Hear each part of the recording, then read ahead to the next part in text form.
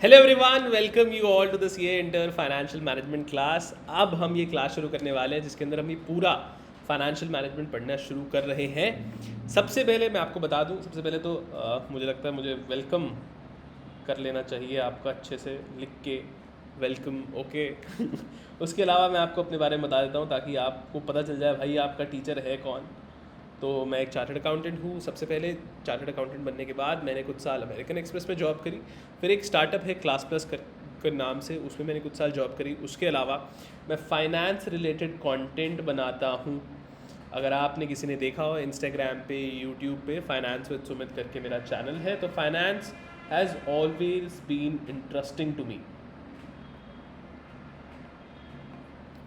ठीक है। That's why I am teaching you financial management. अब बात करते हैं सब्जेक्ट के बारे में। सब्जेक्ट में क्या है आप समझ लीजिए। ये जो फाइनेंशियल मैनेजमेंट की हम यहाँ पे बात करने वाले हैं, ये आपका फाइनेंस नहीं है। मतलब आपका मतलब आप ही का है, लेकिन जो आप अपना फाइनेंस मैनेज करते हो, अपने पॉकेट मनी की बजटिंग करते हो या जो कुछ भी करते हो, उस तरह से रिलेटेड नहीं है। एक बिजनेस के एस्पेक्ट से कैसे वो अपना फाइनेंस मैनेज करते हैं, एक कॉर्पोरेट, एक बिजनेस कैसे अपने फाइनेंस को मैनेज करता है, उस बारे में ये सब्जेक्ट है। अब सबसे पहले हम समझते हैं कि बिजनेस होता क्या है। आप समझिए कि बिजनेस जो है एक ऑर्गेनाइजेशन है, ठीक है, जिसमें बहुत सारे मल्टीपल प्रोसेसेस हैं, ठीक है। अब बिजनेस करता क्या है आप ये समझो। अगला पेज ले लेते हैं, ठीक है। ये वो बिजनेस ऑर्गेनाइजेशन है। हम इसको थोड़ा ऐसे भी ले सकते हैं कि थोड़ा अच्छा लगे।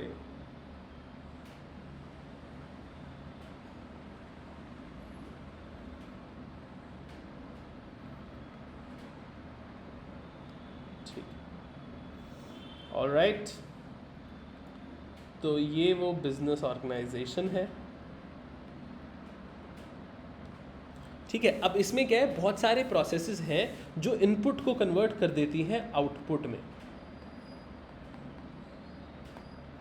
आप बिजनेस के अंदर इनपुट डालते हो, इनपुट मतलब इन्वेस्टमेंट डालते हो। बिजनेस में जो मल्टीपल प्रोसेसेस हैं वो प्रोसेसेस रन होते हैं और इनपुट को आउटपुट में कन्वर्ट कर देते हैं। लेकिन इसके अंदर इस प्रोसेसेस को रन करने के लिए एसेट्स लगते हैं बहुत सारे, है ना। आपने सुना होगा लैंड एंड मशीनरी लैंड लगती है, प्लांट एंड मशीनरी लगती है, रॉ मटेरियल लगता है। तो बहुत सारे, तो बेसिकली दो तरीके के एसेट्स लगते हैं, फिक्स्ड एसेट्स, करंट एसेट्स।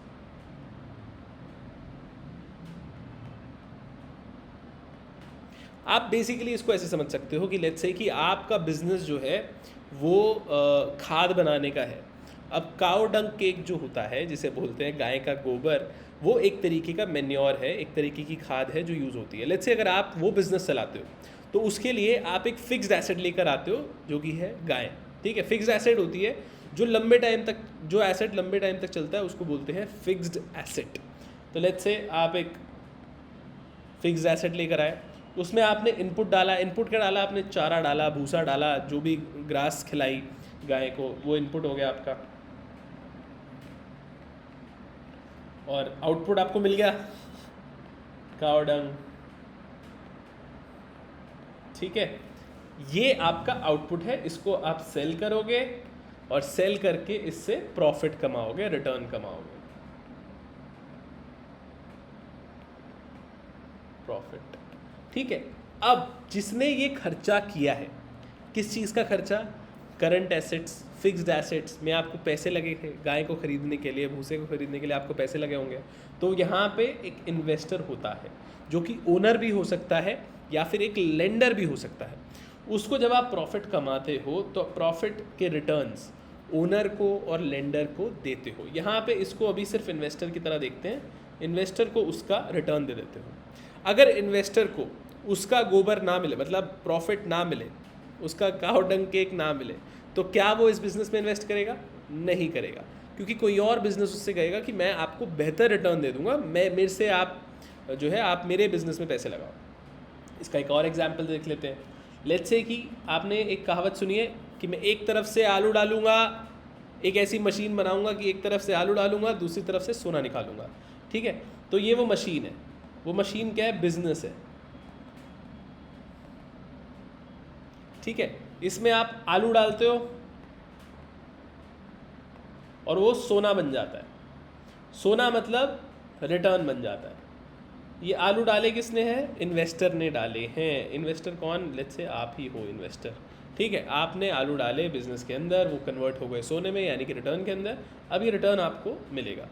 अब अगर यहाँ पे ये बिज़नेस वाले अगर आपसे कहें कि सर हम आपके आलूओं को सोना नहीं बना पाए, हमें माफ़ कीजिएगा, अगले साल पक्का, और फिर आप वेट करते हो कि नहीं अगले साल शायद सोना आ जाएगा, लेकिन अगले साल भी बिज़नेस वाले आपसे आके कहते हैं कि सर, मशीन वाले आपसे आके कहते हैं सर हम आपके आलू को सोना नहीं बना पाए, माफ़ करिए, तो आप क्या कहोगे?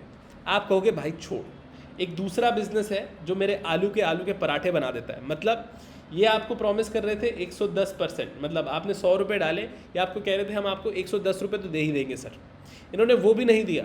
अब आप कहोगे भाई अपने 100 रुपये मैं यहाँ से तुम्हारे से निकाल के दूसरे बिजनेस में डाल रहा हूँ, ठीक है, वो कम से कम मुझे सोना ना दे लेकिन आलू के पराठे तो दे ही देंगे, ठीक है। आप मुझे 110 भी नहीं दे रहे हो, 100 के 100 ही वापस कर रहे हो। किसी बिजनेस में अगर आप 100 रुपये इन्वेस्ट कर रहे हो और उससे आपको 100 ही रुपये मिल रहे हैं, तो you wouldn't stay invested in that, right. So you would invest in some other business जो आपको चाहे 105 ही दे दे, ठीक है, लेकिन रिलेटिवली आपको कुछ तो मिल रहा है। तो यानी कि बिजनेस एक ऐसी चीज़ होती है जिसके अंदर इन्वेस्टर जब इन्वेस्ट करता है तो एक्सपेक्ट करता है कि उसको इन्वेस्टमेंट से ज़्यादा पैसे वापस मिलेंगे, यानी कि रिटर्न मिलेगा कुछ। फिर आगे आते हैं, थैंक यू यार।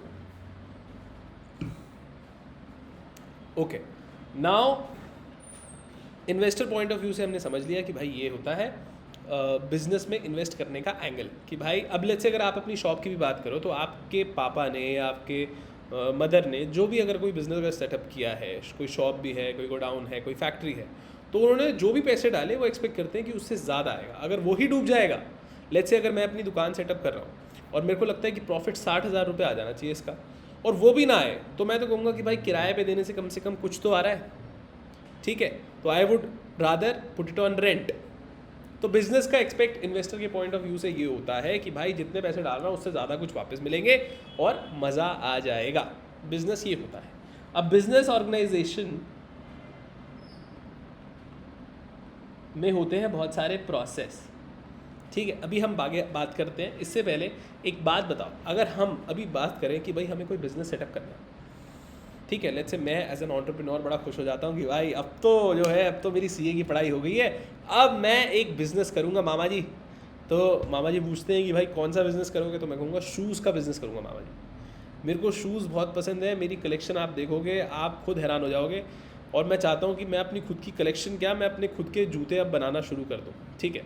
तो आप कहते हो कि भाई मामा जी मेरी कंपनी का नाम है एयर जोरदार, ठीक है, इस कंपनी से मैं शूज़ बनाऊंगा, ये मेरा आइडिया है। आइडिया हो गया, बढ़िया बात है, लेकिन इसके आगे क्या लगता है? अब सबसे पहले मामा जी पूछेंगे कि अब आगे स्टेप क्या है। मैं कहूँगा मामा जी फैक्ट्री लगानी है। फैक्ट्री लगाएंगे, फैक्ट्री के लिए क्या क्या चाहिए? लैंड चाहिए, प्लांट एंड मशीनरी चाहिए। यहाँ पे भी वही प्रिंसिपल है कि आपको दो तरीके के एसेट चाहिए बिजनेस को सेटअप करने के लिए, जिसमें या तो करंट एसेट्स होंगे या फिर फिक्स्ड एसेट्स होंगे। यहाँ पे भी अगर आप देख लो तो लैंड और प्लांट एंड मशीनरी लंबे टाइम तक चलने वाले एसेट्स हैं, तो इनको बोलते हैं हम फिक्स्ड एसेट्स। इसके अलावा रॉ मटेरियल चाहिए, एक और चीज़ चाहिए furniture and fixtures.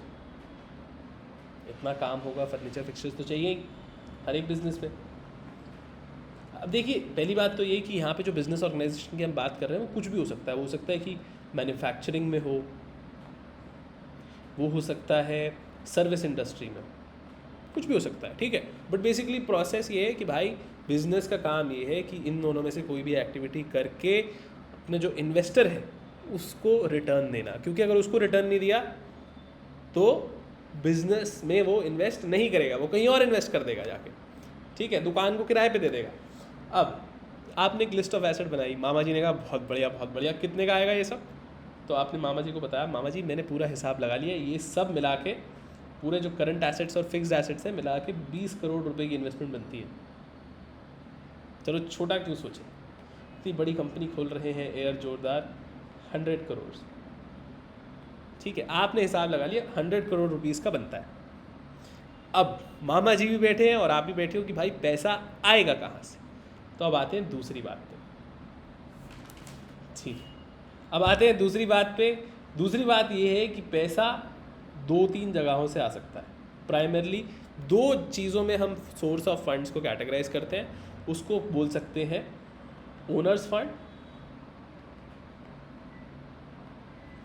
And borrowers fund, borrowed fund. ठीक है, बोरोड मतलब उधार ले रखा है आपने, तो या तो आप अपने खुद के पैसे इन्वेस्ट कर सकते हो या फिर मामा जी से उधार मांग सकते हो। तो आपने कहा मामा जी 50 करोड़ तो मेरे पास है, मान लो यार, मान लो, मानना मुश्किल है कि 50 करोड़ हमारे पास है, तो हम यहाँ इस क्लास में क्या कर रहे हैं, लेकिन अब हम सीए बनने वाले हैं तो we will have to increase our और do not limit our yourself. Okay, तो 50 करोड़ आपके पास है और 50 करोड़ मामा जी से उधार मांग लो। ठीक है, बोरो कर लिया आपने, कल को वापस देने पड़ेंगे। अब होता क्या है, देखिए, जब आप यहाँ पे देख रहे हो, मामा जी कहेंगे कि भाई बोरोड फंड्स तो मैं तेरे को उधार तो दे दूंगा, मेरे को एक्सपेक्टेड है, एक्सपेक्टेड क्या, ये तो है, मेरे को चाहिए ही चाहिए 10% इंटरेस्ट।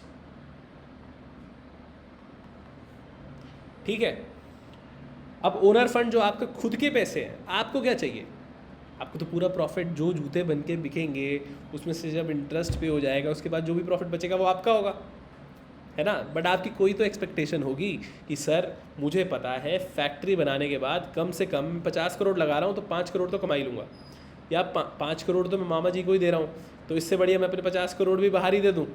तो मैं कम से कम एक्सपेक्ट करता हूँ कि अगर मैं 50 करोड़ रुपये की क्या कहते हैं लगा रहा हूँ किसी बिज़नेस में, तो मैं एक्सपेक्ट करता हूँ कि मैं 10 करोड़ तो कमा ही लूँगा।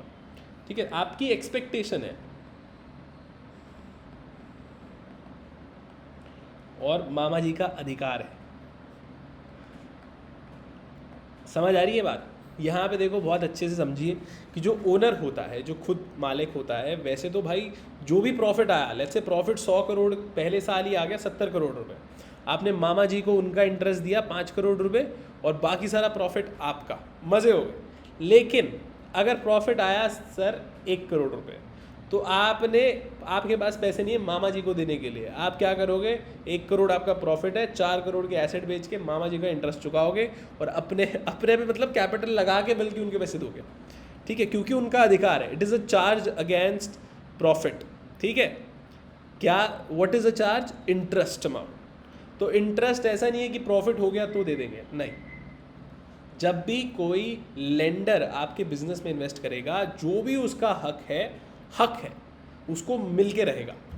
ऐसा नहीं है कि प्रॉफिट नहीं हुआ सर अगले साल आ जाना, नहीं भाई, जो हमारी बात हुई थी वो देना पड़ेगा। ओनर फंड की अगर बात करें, इक्विटी की अगर बात करें, ओनर फंड क्या होता है, देखिए 2 तरीके के ओनर फंड यहाँ पे हम डिस्कस करने वाले हैं। इक्विटी शेयर्स, इक्विटी, अब एक्विटी बोला जाता है, प्रेफरेंस शेयर। अब देखिए फ़र्क क्या है, जब भी आपकी कंपनी में से प्रॉफिट निकल कर आता है तो आप डिविडेंड अनाउंस करते हो, तो प्रेफरेंस शेयर्स को प्रेफरेंस मिलती है, एज द नेम सजेस्ट। ठीक है, आपके बिजनेस में प्रॉफिट हुआ, उसके बाद आपने प्रॉफिट को डिस्ट्रीब्यूट किया, उसमें से सबसे पहले शर्तिया बात है कि प्रेफरेंस शेयर को आप डिविडेंड दोगे, इसका भी रेट पहले से फिक्स्ड होता है। इक्विटी में रेट फिक्स नहीं है कि कितना डिविडेंड मिलेगा, कितना रिटर्न मिलेगा। प्रेफरेंस शेयर का भी फिक्स्ड है कि भाई 12% दे देना। ठीक है, लेकिन अगर प्रॉफिट नहीं हुआ था और आपने डिविडेंड डिक्लेयर करा ही नहीं, तो इसको देने की कोई ज़रूरत नहीं। ओके, समझ आ गया? तो प्रेफरेंस शेयर्स में देखो, एक ओनर फंड की जब हम बात करते हैं तो ओनर फंड के लिए रिस्क है। जब आप खुद अपना पैसा किसी बिजनेस में लगा रहे हो तो पैसे डूबने का रिस्क ज़्यादा है। ठीक है, लेकिन प्रेफरेंस शेयर की जब हम बात करते हैं तो यहाँ पे 2 तरीके के शेयर्स की हम बात कर रहे हैं, 2 तरीके के ओनर्स फंड्स की हम बात कर रहे हैं, इक्विटी और प्रेफरेंस शेयर्स। तो प्रेफरेंस शेयर में भी रिस्क है कि भाई प्रॉफिट नहीं हुआ तो कुछ नहीं मिलेगा, लेकिन इक्विटी से कम है, क्योंकि अगर कुछ भी है तो सबसे पहले तो हमें ही मिलेगा, प्रेफरेंस शेयर्स को मिलेगा। ठीक है, तो ये अलग अलग तरीके के इन्वेस्टर्स होते हैं, अलग अलग तरीके के कैरेक्टरिस्टिक्स होते हैं इनके, इसके बारे में बात करेंगे। बट एसेंशियली अभी हमने ये बात करी है कि एक बिजनेस होता है, उसके अंदर प्रोसेसेस रन होते हैं, जो प्रोसेसेस फिक्स्ड एसेट्स और करंट एसेट्स की मदद से होते हैं, जिससे इनपुट को आउटपुट में कन्वर्ट किया जाता है और इन्वेस्टर्स को उनका रिटर्न मिलता है, जिसलिए उन्होंने पैसे लगाए थे। ठीक, ये बात समझ में आ गई। अब सबसे पहले हमने अनुमान लगाया था कि 100 करोड़ रुपए हमें एयर जोरदार के लिए चाहिए। उसकी फैक्ट्री लगाने के लिए। कूल, समझ आ गई। इसको हमने दो चीज़ों में डिवाइड किया। एक तो हमने लोन लिया, डेट लिया 50 करोड़ का, और एक हमने इक्विटी, और सोचिए यहाँ पे प्रेफरेंस शेयर होल्डर। तो हमने जो है दो, मतलब ओनर्स फंड की जब हम बात करते हैं तो दो तरीके में हमने कैटेगराइज कर रखा है, इक्विटी और प्रेफरेंस शेयर्स कैपिटल। तो लेट्स से हमने 25 करोड़ का इक्विटी शेयर ले लिया, इक्विटी शेयर कैपिटल ले आए, और 25 करोड़ का प्रेफरेंस शेयर कैपिटल। ठीक है, इससे हमारी कंपनी में जितने पैसों की ज़रूरत थी वो आ गई। अब ये रेशियो जो आप देख रहे हो इक्विटी, प्रेफरेंस शेयर्स और डेट का, ठीक है, जो कि है टोटल मिला के 100 करोड़ रुपए, ये आपका कैपिटल स्ट्रक्चर है। कैपिटल कितना है? 100 करोड़। स्ट्रक्चर क्या है? Equity 25, preference share 25, debt 50। ठीक है, ओके, समझ आती है बात?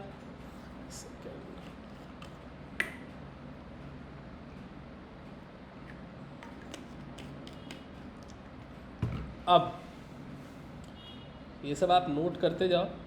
ये बस, खैर मैं भी आपको बता रहा हूँ कि ये हमने अभी आपका सिलेबस शुरू नहीं किया है, मैं एक बेसिक अंडरस्टैंडिंग आपको दे रहा हूँ कि बिजनेसेस कैसे रन करते हैं, कैसे फाइनेंशियल, ये जो पूरा सब्जेक्ट है वो किस बारे में है।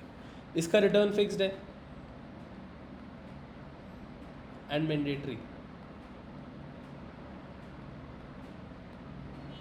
ठीक है, इसका भी फिक्स्ड है। ऐसा लग रहा है 35 लिखा है, इसको हम 25 कर देते हैं। इसका फिक्स्ड है बट नॉट मैंडेटरी। ओके, और इक्विटी की बात करते हैं, ना ही इसका फिक्स्ड है, नॉट मैंडेटरी, ना ही मैंडेटरी है। ठीक है, आपको ये बात समझ में आ गई? आगे चलते हैं। ठीक है, अब देखो डेट के लिए कितना बढ़िया है कि भाई जब अगर कंपनी का डिसोल्यूशन भी होता है तो पे ऑफ जब होता है, लेट्स से कंपनी के एसेट्स, कल को कंपनी बंद हो गई, बिजनेस सब ठप पड़ गया, और जब एसेट बिके तो 50 करोड़ रुपए निकल के आए। ठीक है, अब सबसे पहले डेट के पैसे पे होंगे। That's why I am saying कि रिस्क सबसे कम है। सबसे पहले डेट के पैसे कम होंगे, फिर प्रेफरेंस शेयर्स के पैसे कम होंगे, मतलब पैसे पे होंगे, और फिर इक्विटी के पैसे होंगे पे। ठीक है, ये अल्टीमेट ओनर है। ठीक है, अब सबसे ज़्यादा रिस्की कौन सा हुआ? इक्विटी हुआ, उससे कम रिस्की प्रेफरेंस शेयर्स हुआ, और उससे भी कम रिस्की डेट हुआ। और जो ज़्यादा रिस्क उठाता है उसका ज़्यादा रिटर्न होता है। अब देखो इसमें तो फिक्स्ड है रिटर्न, डेट के अंदर तो पहले से फिक्स्ड होता है कि 8% या 10% आप हमें दोगे। प्रेफरेंस शेयर के अंदर भी पहले से फिक्स्ड होता है, लेकिन इक्विटी की ना फिक्स कुछ नहीं होता, लेकिन एक्सपेक्टेशन होती है। अगर आप जूते के बिज़नेस में इन्वेस्ट कर रहे हो तो आपको पता है कि भाई मार्केट में अगर मैं किसी भी जूते में इन्वेस्ट करता तो मुझे 12 रुपये मिल ही जाते, तो इससे भी आप इतना तो एक्सपेक्ट करोगे, क्योंकि अगर इतना भी नहीं मिला तो आप किसी दूसरे जूते के बिज़नेस में इन्वेस्ट करोगे। करेक्ट बात है?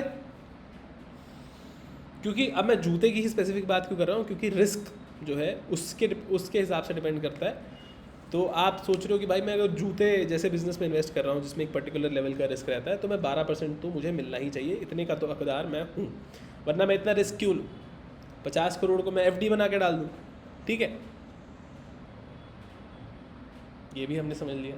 अब यहाँ पे अभी जब बात आ रही है तो कॉस्ट की बात आती है कि भाई जो आपने बिजनेस रेस किया है, एयर जोरदार शुरू करने वाले हो, उसमें जो 100 करोड़ लगेंगे,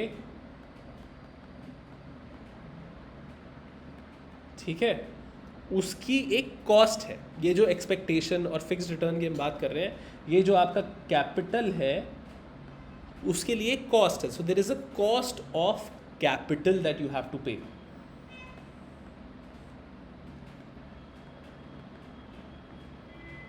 ठीक है, अब जैसे अभी हम बात कर रहे थे कि आपको जो बिजनेस से प्रॉफिट कमाना है उससे निकाल के आपने इन्वेस्टर्स को खुश करना है, उससे रिटर्न देना है, राइट? करेक्ट। तो आपका मैं ये कह सकता हूँ कि बिजनेस से जो रिटर्न होगा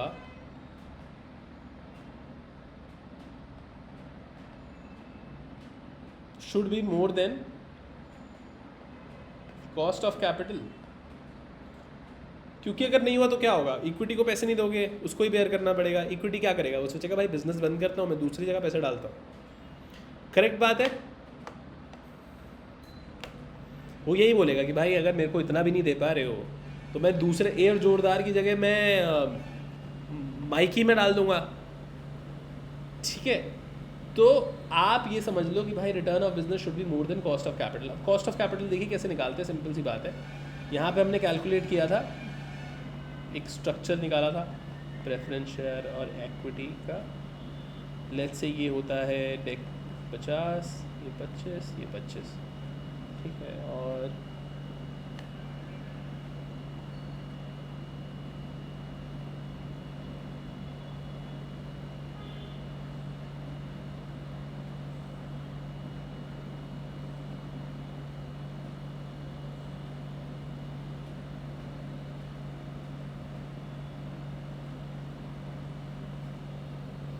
करेक्ट,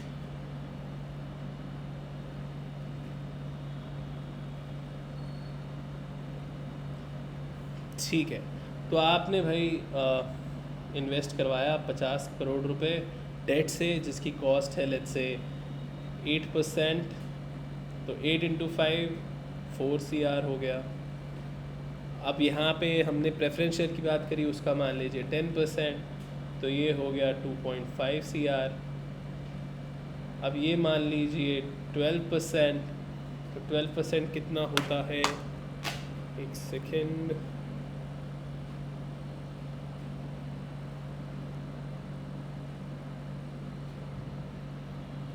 एग्जैक्टली 3 करोड़ रुपीस। तो कितना हो गया, 9.5 CR। करेक्ट। तो आप देख ले हो कि 100 करोड़ रुपए यूज़ कर रहे हो, उसके कॉस्ट है 9.5 CR, यानी कि आपका बिजनेस जो है जो 100 करोड़ रुपए को इन्वेस्ट करेगा, उसका रेट ऑफ रिटर्न कम से कम 9.5% होना चाहिए। 9.5% कैसे निकला, ये आपकी कॉस्ट है WACC, ये आपका इन्वेस्टमेंट है जो कैपिटल है, और परसेंटेज निकालते हैं तो 9.5%। अगर आपके बिजनेस ने, क्योंकि आपका बिजनेस क्या इन्वेस्ट करेगा, कैपिटल को ही तो इन्वेस्ट करेगा, तो उसको इस तरीके से अपने कैपिटल को इन्वेस्ट करना है कि कम से कम 9.5% रिटर्न तो आए। और अगर उतना भी नहीं आया तो इक्विटी जो है लात मार के कहीं और दूसरे बिजनेस में इन्वेस्ट करने चला जाएगा। करेक्ट। एसी में से बहुत आवाज़ आ रही है and I think we should just keep it closed. अब आगे बढ़ते हैं। ठीक है, तो अभी तक आपको 2 चीज़ें समझ में आई। एक बिज़नेस जो होता है, मैं बार बार इसलिए बोल रहा हूँ क्योंकि आप पूरी पिक्चर समझ में आए। ठीक है, एक बिज़नेस ऑर्गेनाइजेशन है जिसको कैपिटल लगेगा 100 करोड़। कैपिटल क्या है, उसकी खुद की इन्वेस्टमेंट है, वो इन्वेस्टमेंट करेगा ना आगे। ये इसने रेस करी इन्वेस्टर्स से, ओनर से करी या डेट से करी, लेंडर से करी। ठीक है, ये इसने 100 करोड़ रुपए लेकर आया, इसने इसको इन्वेस्ट किया।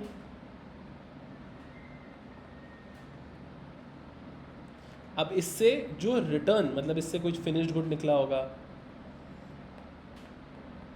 फिर उससे जब सेल हुई होगी, फिर जो प्रॉफिट आया होगा, वो आप एक्सपेक्ट करते हो कि भाई 9.5 करोड़ तो आया ही हो, क्योंकि इसी से आप डेट को दोगे पैसे, प्रेफरेंस शेयर को पैसे दोगे और इक्विटी को पैसे दोगे, और तीनों खुश होके अपने अपने घर चले जाएंगे।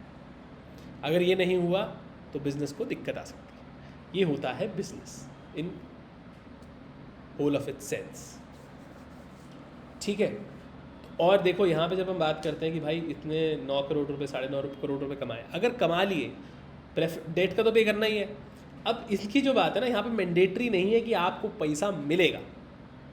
ठीक है, तो यहाँ पे एक डिसीजन आता है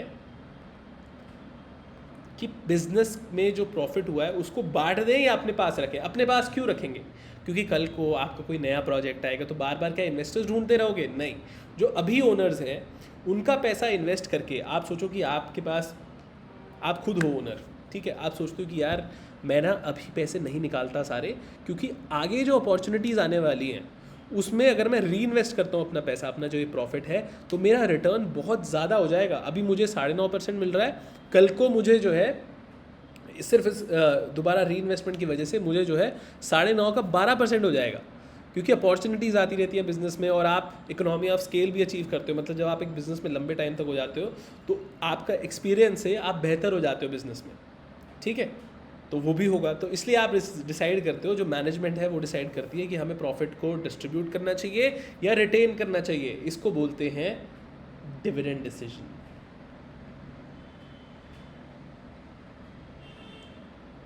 अब ये पूरे में बात करता हूँ। देखो यहाँ पे आपने हिसाब लगाया था कि भाई आपको कितनी इन्वेस्टमेंट करनी है, कहाँ इन्वेस्टमेंट करनी है, उसको बोलते हैं इन्वेस्टमेंट डिसीजन।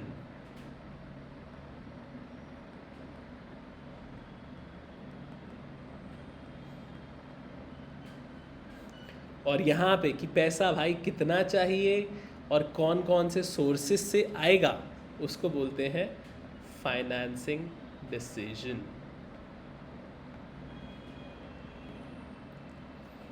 यही आपका पूरा फाइनेंशियल मैनेजमेंट है।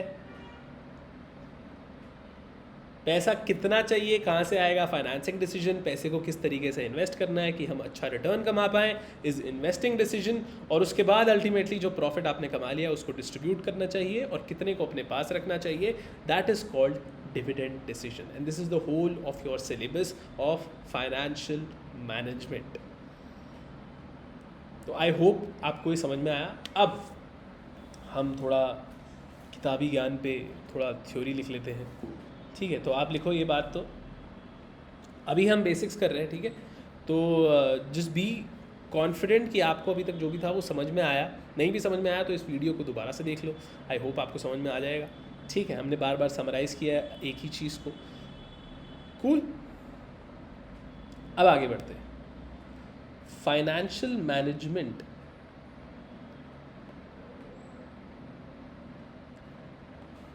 तो मेरी राइटिंग इतनी ख़राब है कि मुझे लगता है बहुत धीरे लिखना चाहिए, ठीक है, क्योंकि इससे पहले ऐसा कुछ नहीं था कि आपको लिखना हो। तो अभी मैं चाहता हूँ कि आप लिखो ये बात, फाइनेंशियल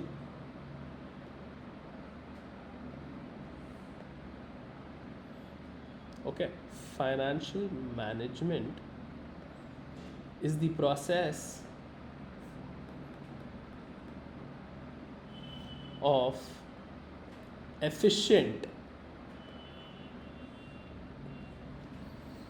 ठीक है। किस चीज़ का प्रोसेस है? हमने दो चीज़ों की बात करी, एक तो एक्विजिशन ऑफ फंड्स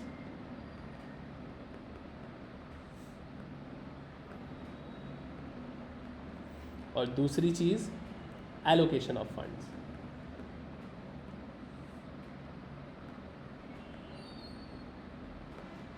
करेक्ट। अब ये दोनों चीज़ें क्यों करनी है?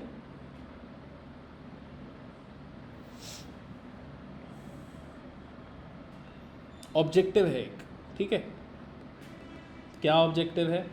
सबसे पहले मैंने आपको बताया था कि इन्वेस्टर जो इन्वेस्ट कर रहा है उसको अगर उसका रिटर्न नहीं मिला तो बिज़नेस बंद हो जाएगा। तो बिज़नेस का एक सबसे प्राइमरी ऑब्जेक्टिव यही होता है कि जो शेयर होल्डर है उसको उसकी जो वेल्थ है, उसकी जो इक्विटी है, इक्विटी जो सबसे मेन ओनर है उसकी वेल्थ ग्रो करनी चाहिए, ठीक है। वो कैसे होगी? जब कंपनी का प्रॉफिट ज़्यादा से ज़्यादा होगा। तो इन दोनों चीज़ों के बारे में हम यहाँ पे लिखेंगे।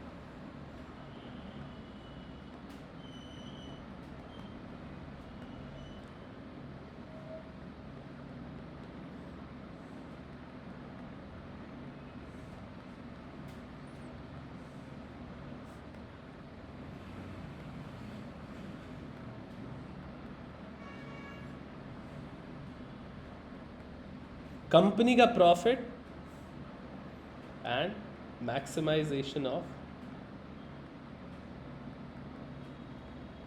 Share holders wealth.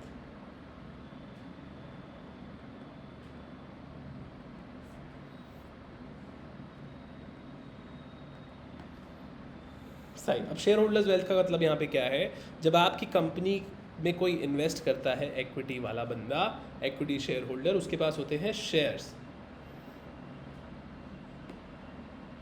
ठीक है, शेयर्स होते हैं, उसके शेयर का मार्केट प्राइस होता है, ठीक है। अब जितने नंबर ऑफ शेयर्स उसके पास हैं और जैसे जैसे मार्केट प्राइस बढ़ता जाएगा उसकी टोटल जो वेल्थ है वो बढ़ती जाएगी।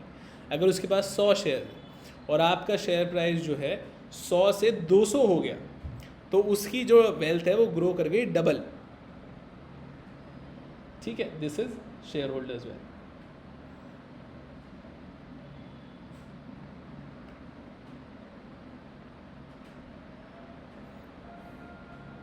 ठीक, आई होप आपको समझ में आया। तो यहाँ पे दो चीज़ों की बात हुई, एक्विजिशन ऑफ फंड्स और उसके बाद हमने बात करी एलोकेशन ऑफ फंड। जैसे मैंने आपको बताया था फाइनेंसिंग डिसीजन में एक्विजिशन ऑफ फंड आता है और हम बात करें कि एलोकेशन ऑफ फंड्स वो इन्वेस्टिंग में आता है। उसके बाद dividend decision is another aspect of financial management. तो यहाँ पे फाइनेंशियल मैनेजमेंट जो है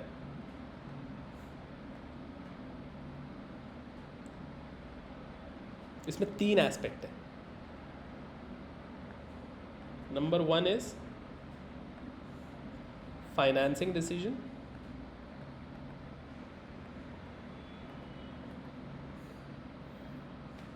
इसमें 2 चीज़ें आती हैं, how much funds are required, कितना चाहिए,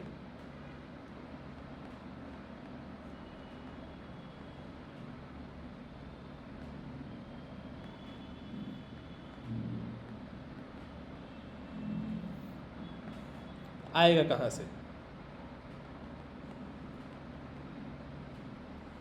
सोर्स क्या होगा, करेक्ट। अब इसके अंदर दूसरी चीज़ आती है, इसको मैं थोड़ा साइड कर देता हूँ,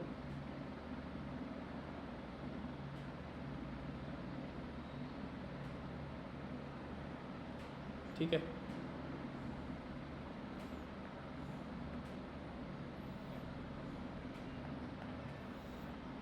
इन्वेस्टमेंट डिसीजन,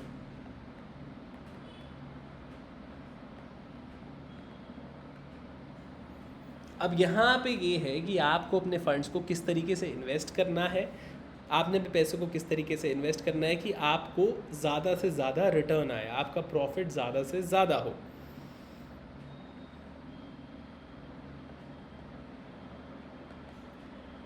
और ये सब बहुत इंटरेस्टिंग होने वाला है क्योंकि आप देखोगे कि कैसे बड़े बड़े बिजनेसेस अपने फैसले लेते हैं विद एक्चुअल नंबर्स, जिसमें थोड़ा बहुत मैथ भी होगा। और डरना मत, कोई बहुत ज़्यादा हाई फाई मैथ नहीं होने वाला, बहुत ही कॉमन सेंस वाला मैथ होने वाला है। कोई भी चीज़ बहुत मुश्किल नहीं होती, सब कुछ everything is common sense, fundamental कुछ लॉजिक्स होते हैं जो आपको पता है, आपके बिजनेस में भी होते हैं, मतलब आपके रोज़मर्रा की ज़िंदगी में भी वो आप जो फंडामेंट्स हैं वो अप्लाई करते ही हो।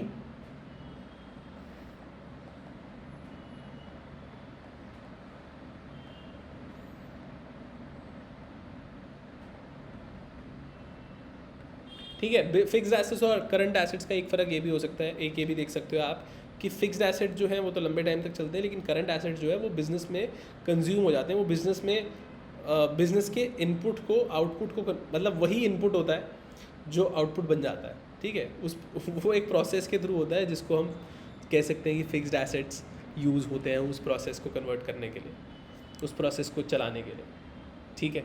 तो एक ये हो गया और तीसरी चीज़ आ गई अब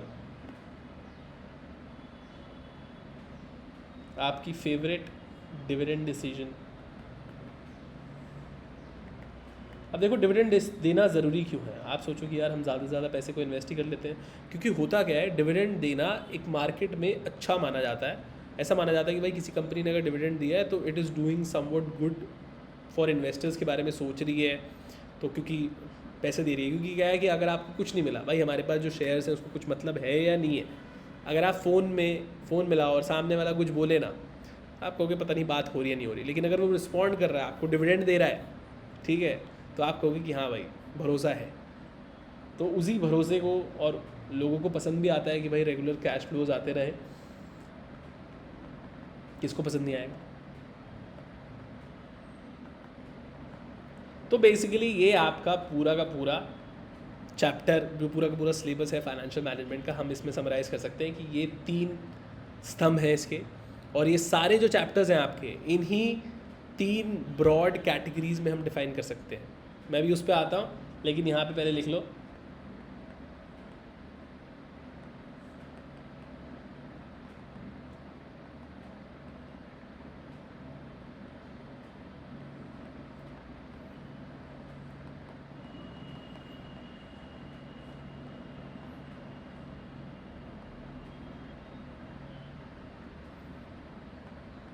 how much to profits to be distributed and how much to be retained। ठीक है,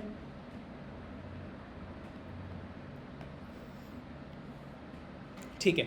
अब यहाँ पे आपका होमवर्क है, वो होमवर्क ये है कि आप अपने सिलेबस को देखिएगा। सिलेबस में आपको सारे चैप्टर्स जो हैं वो लिख के आने हैं कि कौन सा फाइनेंसिंग डिसीजन का है, कौन सा इन्वेस्टमेंट डिसीजन का है, और कौन सा डिविडेंड। डिविडेंड का मैं आपकी हेल्प कर देता हूँ। डिविडेंड का एक ही चैप्टर है, विच इज़ चैप्टर नंबर 8। ठीक है, और एक और हेल्प कर देता हूँ मैं आपकी, चैप्टर नंबर 1 जो कि बताता है बेसिक्स ऑफ फाइनेंशियल मैनेजमेंट, और चैप्टर नंबर 3 जो कि रेशियोज़ के बारे में है। ये इन तीनों में नहीं आएंगे। ठीक है, चैप्टर 1 बेसिक्स बताता है, चैप्टर 3 रेशियोज़ है जिससे आप बिजनेसेस को एनालाइज करते हो। आई थिंक आपने 12th क्लास में ये पढ़ा होगा, और आगे भी पढ़ोगे तो बहुत मज़ा आएगा, क्योंकि हम सारे बड़े बड़े बिजनेसेस को एनालाइज कैसे किया जाता है वो सब सीखेंगे। अब आप ये नोट कर लीजिए फटाक से।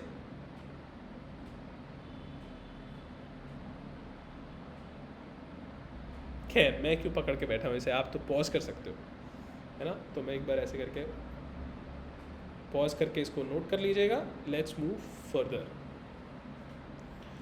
पानी पी लेता हूँ यार, गला सूख गया है।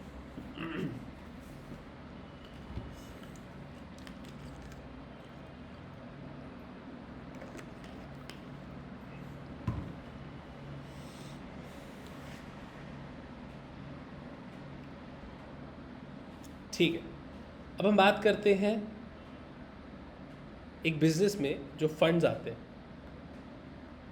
वो आपको यूज़ करने होते हैं 2 चीज़ों में। फंड्स मतलब ओनर फंड, इसको कैपिटल लिखते हैं, फंड कंफ्यूज ना हो जाए आप लोग।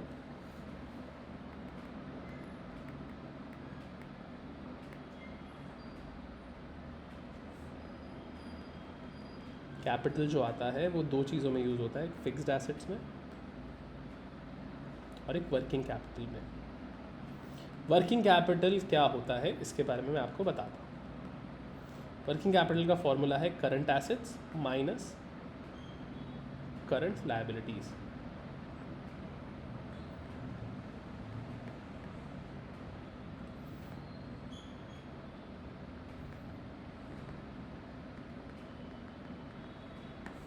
ठीक है, अब आप देखिए कि ये क्या मतलब है। देखिए, जब आपने बिज़नेस में इन्वेस्ट किया तो आपने एक प्लांट एंड मशीनरी ये सब चीज़ें खरीद ली, राइट। लेकिन जब आप कुछ तो करंट एसेट्स में इन्वेस्ट करोगे, करंट एसेट्स मतलब रॉ मटेरियल में इन्वेस्ट करोगे, रॉ मटेरियल। और आप मुझे एक बात बताओ, जब तक रॉ मटेरियल बन के तैयार नहीं हो जाता, कस्टमर को चला नहीं जाता, कस्टमर से पैसे नहीं आ जाते, एक तरह से उसके पैसे आप उठा रहे हो, ठीक है। तो आपको मशीनरी वगैरह में तो पैसे इन्वेस्ट करने ही है, लेकिन जब तक गुड्स बन के बिकने शुरू नहीं हो जाते तब तक उस वर्किंग कैपिटल का वही मतलब है कि आप प्रोसेस में आप खुद ही पैसे लगा रहे हो जब तक वो रॉ मटेरियल फिनिश्ड गुड्स बन के आगे सेल नहीं हो जाता। तो फिनिश्ड गुड भी जब तक बिक नहीं जाता तब तक करंट एसेट्स है, ठीक। उसका खर्चा आप उठाते हो, मतलब इन दोनों चीज़ों का खर्चा जब तक सेल नहीं हो जाती तब तक आप उठाते हो, ठीक है। और ऐसा तो है नहीं जैसे ही बनेगा फटाक से बिक जाएगा, थोड़ा बहुत रहेगा, थोड़ा बहुत रॉ मटेरियल भी रहेगा। तो आपके हमेशा कुछ ना कुछ इन्वेस्टमेंट बिजनेस में रहती है वर्किंग कैपिटल की फॉर्म में। लेकिन इसमें से कुछ रॉ मटेरियल होगा जो आपने उधार पे लेकर आए होंगे, ठीक है, तो वो होगी करंट लायबिलिटी, इसको हम बोलते हैं क्रेडिटर, ठीक है। अब यहाँ पे आप कहोगे कि भाई सर कुछ बिक भी गया होगा, तो वो बिक का ऐसा हो गया कि कुछ सेल हो गई, पैसे नहीं आए, वो भी उसमें भी आपकी इन्वेस्टमेंट है, तो जो आपकी इन्वेस्टमेंट है उसको हम डेटर्स भी बोलेंगे, ठीक है। अभी यहाँ से आपके पैसे नहीं आए हैं क्रेडिटर से, तो वो आपके पैसे नहीं लगे जेब से, क्रेडिटर से तो पैसे देने होते हैं, सॉरी। तो आपने कुछ रॉ मटेरियल उधार पे ख़रीदा था, जिसमें आपके पैसे नहीं लगे, उसको हम वर्किंग कैपिटल में से माइनस कर देंगे, क्योंकि वो आपकी इन्वेस्टमेंट है ही नहीं। तो ये होता है वर्किंग कैपिटल का फॉर्मूला। ठीक है, तो जब आप आते हो अपनी बैलेंस शीट के अंदर, एक तो आपको जब भी बैलेंस शीट बनाने को बोला जाएगा तो आपको इस तरीके की बैलेंस शीट ही बनानी है, जो आप ऐसे बचपन में बनाते थे, ऐसे वाली, वो लंबे फॉर्मेट वाली नहीं बनानी। ठीक है, ऐसे बनानी है। इसमें आपके equity and liabilities left side पे आ जाएंगे, इक्विटी एंड लायबिलिटीज़। अब इसमें क्या आएगा, देखो, let's say equity share capital. अब इसमें reserve and surplus. Reserve and surplus क्या होता है, कोई बताएगा मुझे? कमेंट में बताओ। ठीक है, फिर प्रेफरेंस शेयर कैपिटल,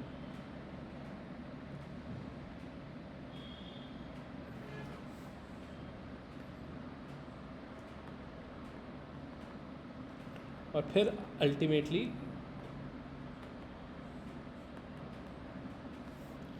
तो हम ये कह सकते हैं कि जो आपके लॉन्ग टर्म के ये सारे आपको साल भर में वापस नहीं करने, इनको लगेगा लंबा टाइम, ये लंबे टाइम तक आपके पास पैसे जमा रहेंगे। तो इन सब से हम इन्वेस्ट करके लेकर आएंगे बिजनेस में फिक्स्ड एसेट्स। और दूसरा लगता है, इतनी गंदी राइटिंग क्यों है मेरी, आप मुझे बता देना दोस्तों कि मेरी राइटिंग मैं सुधारने की कोशिश कर रहा हूँ, बट अगर आपको बिल्कुल ही समझ नहीं आ रहा तो इसके लिए तो फिर मुझे कुछ और जुगाड़ करना पड़ेगा, जो कि मैं पहले से लिख के आऊँ और आपको मैं समझा दूँ। तो आप मुझे बता देना कमेंट्स के अंदर। करंट एसेट्स, ठीक है। अब करंट एसेट्स के लिए को स्पॉन्सर करेंगी कुछ करंट लायबिलिटीज़। तो आप ये कह सकते हो sir long term sources of finance invest करते हैं हम फिक्स्ड एसेट्स के अंदर, short term sources of finance को हम इन्वेस्ट करते हैं करंट एसेट्स के अंदर। ठीक है, लेकिन इसमें आप कह सकते हो कि कुछ वर्किंग कैपिटल तो इससे इन्वेस्टेड होता है करंट लायबिलिटीज, लेकिन कुछ वर्किंग कैपिटल इससे भी होता है। कैसे? एक तो देखो, वर्किंग कैपिटल आपने डिसाइड कर लिया जो आपके बिजनेस में परमानेंट रहेगा, ठीक है, लेकिन कुछ होता है टेम्परेरी वर्किंग कैपिटल भी। अब इसके बारे में बात करते हैं, उससे पहले आ जाते हैं कि जब आप ये निकालते हो, शुरू में पैसे इन्वेस्ट करते हो तो आप अपनी जेब से ही डालते हो, ठीक है, कुछ तो रॉ मटेरियल खुद भी खरीदोगे, तो वो सारा इन्वेस्टमेंट इधर से ही आएगा। उसके अलावा भी जब मैं बात कर रहा हूँ, किसी को नोट करना है तो कर लीजिए, ठीक है, यहाँ पे हम एसेट्स लिख देते हैं, ठीक है। उसके बाद भी वर्किंग कैपिटल जो होता है ना दोस्तों, वो दो चीज़ों में डिवाइडेड होता है, एक परमानेंट वर्किंग कैपिटल, अच्छा खासा मैं बढ़िया लिख रहा था, परमानेंट वर्किंग कैपिटल, टेम्पररी। अब इसका क्या मतलब है समझिए। आपके बिजनेस में हमेशा एक नॉर्मल लेवल ऑफ एक्टिविटी चलती होगी। अब जूतों की अगर हम बात कर रहे थे एयर जोरदार, तो सोचिए कि साल भर में हर महीने 200 जूते बिक जाते हैं, तो उसी हिसाब से आप वर्किंग कैपिटल मेंटेन करोगे, मतलब उसी हिसाब से रॉ मटेरियल खरीदोगे, उसी हिसाब से आप फिनिश्ड गुड्स खरीदोगे कि भाई 100-200 बिकते हैं तो हमने उस हिसाब से मेंटेन किया हुआ है। लेकिन सोचिए वर्ल्ड कप आ गया, बास्केटबॉल का आ गया, क्रिकेट का भी आ गया, तो क्रिकेटर्स और ये जो स्पोर्ट्स फैंस होते हैं उनके अंदर भाई दीवानगी चढ़ गई कि भाई हमें तो जूते खरीदने हैं, तो आपके जूतों की सेल्स वर्ल्ड कप के टाइम पे ज़्यादा चली जाती है, तो उसको हम कह सकते हैं कि टेम्पररी वर्किंग कैपिटल। अदरवाइज़ आपका परमानेंट तो एक पूरे साल सेम रहता ही है,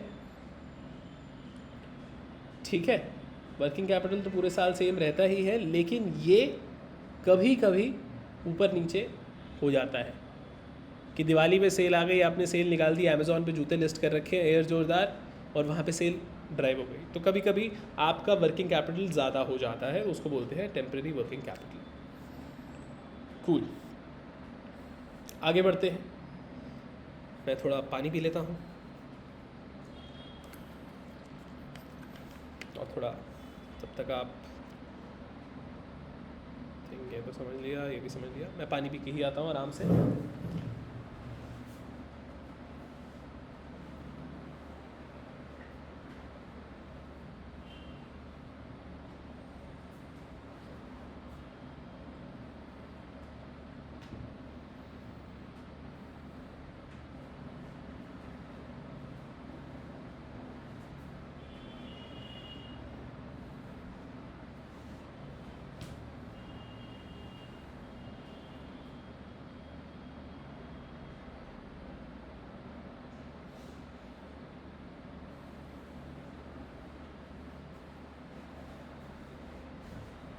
ऑल राइट, तो अब हम आगे बढ़ने वाले हैं। अभी तक हमने सिलेबस शुरू नहीं किया है, मैं आपको बता दूं, अभी तक हम बेसिक्स ही समझ रहे हैं। नेक्स्ट है, देखो सबसे पहले अगर आप एक कंपनी को एनालाइज करते हो तो उसमें क्या देखते हो? आप उसके फाइनेंशियल्स उठाओगे, उसके प्रॉफिट को देखोगे, उसकी बैलेंस शीट के साइज़ को देखोगे, लेकिन अगर हम सिर्फ पीएनएल की बात करें तो वहाँ पे क्या देखोगे? प्रॉफिट को देखोगे। लेकिन क्या ये सही है? हो सकता है कि कुछ ऐसे खर्चे हों जो बिज़नेस से रिलेवेंट ना हो। मतलब जब आप कहते हो कि भाई मैं एक नेट प्रॉफिट को ही देखता हूँ, सर मैंने बैलेंस शीट उठाई, नेट प्रॉफिट देखा, माइनस में आ रहा था, लेकिन अगर माइनस में आ रहा था तो इतनी सारी बड़ी बड़ी जो स्टार्टअप्स आ रहे हैं उनके आप नेट प्रॉफिट देखते हो माइनस में है, लेकिन फिर भी कंपनियां बहुत अच्छा कर रही हैं। जोमेटो का कितना नाम था, वो तो अभी प्रॉफिटेबल हुई है, लेकिन उससे पहले भी बहुत नाम था। तो किस बेसिस पे उसका बहुत नाम हुआ होगा? सेल्स के बेसिस पे। सेल्स भी एक मापदंड है, लेकिन सेल्स अगर आप सिर्फ सेल्स देखोगे तो आप सोचो ऐसे भी तो हो सकता है ना कि कंपनी क्या कर रही हो, कंपनी सेल इसलिए कर पा रही है क्योंकि बहुत कुछ नुकसान कर रही है अपना खुद का। मैं अगर किसी को 100 रुपये की चीज़ दे रहा हूँ, 100 रुपये में कुछ बेच रहा हूँ और उसको 120 की चीज़ दे रहा हूँ, तो मेरी सेल तो बढ़ी जाएगी। फिर मेरे को साथ में खर्चे भी देखने पड़ेंगे, है ना? तो सेल और खर्चे आपको बराबर एक साथ देखने होंगे। उसके अलावा एक और है, मतलब वो उसका भी रेलेवेंस है, उसके बारे में बात करेंगे, बट सेल तो ऐसे भी बढ़ाई जा सकती है, is what I am saying. ठीक है, आगे देखते हैं।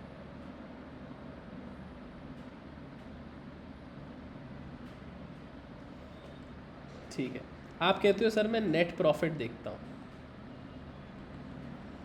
सेल नहीं। ठीक है, अब यहाँ पे हम बात करते हैं कि नेट प्रॉफिट जो है, जब भी आपको क्वेश्चन में लिखा हुआ आएगा नेट प्रॉफिट, तो आप अज्यूम कर लीजिएगा कि वो नेट प्रॉफिट आफ्टर टैक्स है। ठीक है, अब लेट्स से अगर आप दो कंपनीज को एनालाइज कर रहे हो,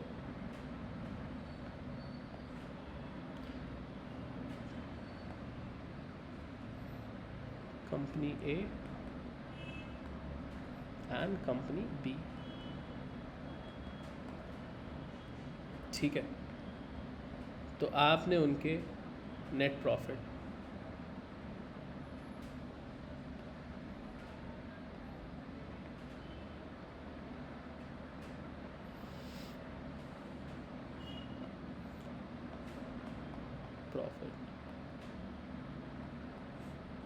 नेट प्रॉफिट, सबसे पहले अगर इन दोनों के प्रॉफिट को हम कंपेयर करने लगेंगे तो आप सबसे पहली बात पता है क्या कहोगे? सर कंपनी बी के पास हो सकता है, क्योंकि ये आफ्टर टैक्स है, आफ्टर टैक्स पैट है, प्रॉफिट आफ्टर टैक्स, ठीक है। अब हो सकता है कि कंपनी बी के पास एक ऐसी टैक्स एडवांटेज है जो 2 साल बाद नहीं रहेगी, ठीक है। टैक्स एडवांटेज मतलब हो सकता है कि भाई एक ऐसा रूल है कि भाई उसके ऊपर टैक्स कम लगता है, वो अभी नई नई कंपनी खुली है, सरकार ने कहा कि भाई अच्छा अगर आपने एक पर्टिकुलर जगह पे बिज़नेस खोल रखा है तो हम आपको टैक्स की रिलीफ देते हैं, ठीक है। तो वो 2 साल बाद ख़त्म हो जाएगी। चलो अगर ये भी छोड़ते हो, अगर आप एक इंडिया की कंपनी और एक विदेश की कंपनी एनालाइज कर रहे हो तो क्या टैक्स को कंसिडर करोगे? नहीं कर पाओगे, क्योंकि वहाँ के टैक्स रेट्स अलग हैं, यहाँ पे टैक्स रेट्स अलग हैं। तो ऐसे ये भी हो सकता है ना कि कंपनी बी के पास एक टैक्स का बेनिफिट हो तो आप टैक्स को ऐड कर दोगे। सर टैक्स को हटा देते हैं सर, क्योंकि टैक्स तो सर आँख में धूल झोंक रहा है।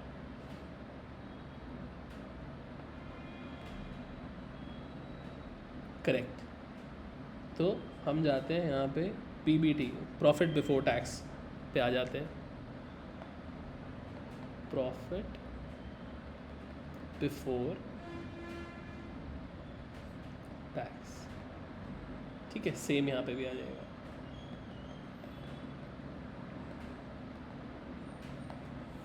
कूल।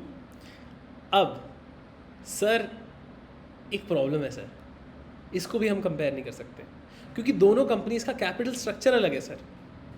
अब प्रॉफिट बिफोर टैक्स में से सबसे पहले क्या माइनस करते हो? ठीक है, क्या माइनस करते हो बताओ? इंटरेस्ट। सर इंटरेस्ट का खर्चा जो है कैपिटल स्ट्रक्चर की वजह से आता है। दोनों कंपनीज में इन्वेस्टमेंट जो है वो 100 करोड़ की है। अब वो डेट से आई या फिर इक्विटी से आई या प्रेफरेंस से आई, सर वो हटा देते हैं सर उसका रेलेवेंस। उसका रेलेवेंस क्या हो जाता है कि जिस कंपनी में डेट ज़्यादा होगा उसका इंटरेस्ट ज़्यादा होगा, है ना। उसका इंटरेस्ट ज़्यादा होगा तो उसका प्रॉफिट बिफोर टैक्स कम आएगा, फिर टैक्स जो है उस पर कम लगेगा, और प्रॉफिट आफ्टर टैक्स जो है वो जितने लोगों में बटेगा वो भी कम होंगे। मतलब आप ये देखो, कंपनी ए और बी, अब दोनों में हमने कहा था 100 करोड़ रुपए लग रहे हैं, ठीक है। अरे यार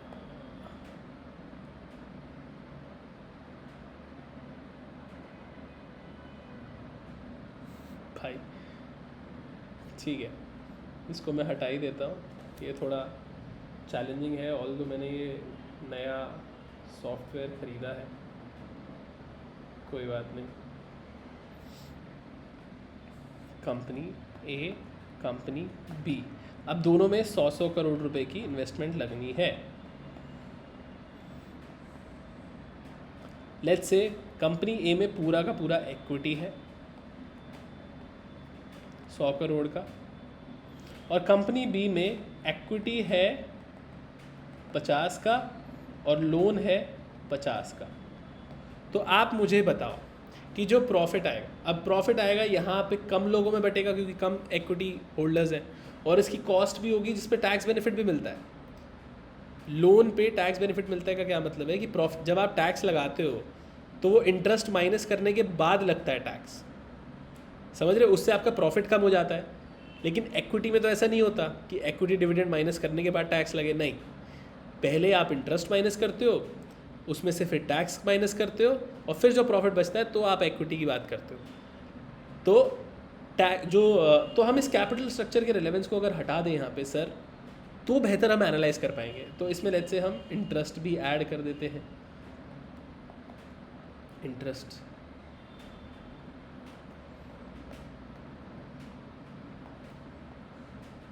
सर ये हम पहुँच गए EBIT, earning before interest and tax, या फिर profit before interest and tax. EBIT या फिर PBIT, आप कुछ भी कह लीजिए।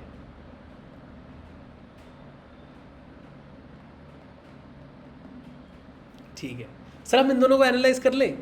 इसको हम ऑपरेटिंग प्रॉफिट भी बोलते हैं, इसको हम एनालाइज कर लें। हाँ कर लो आप।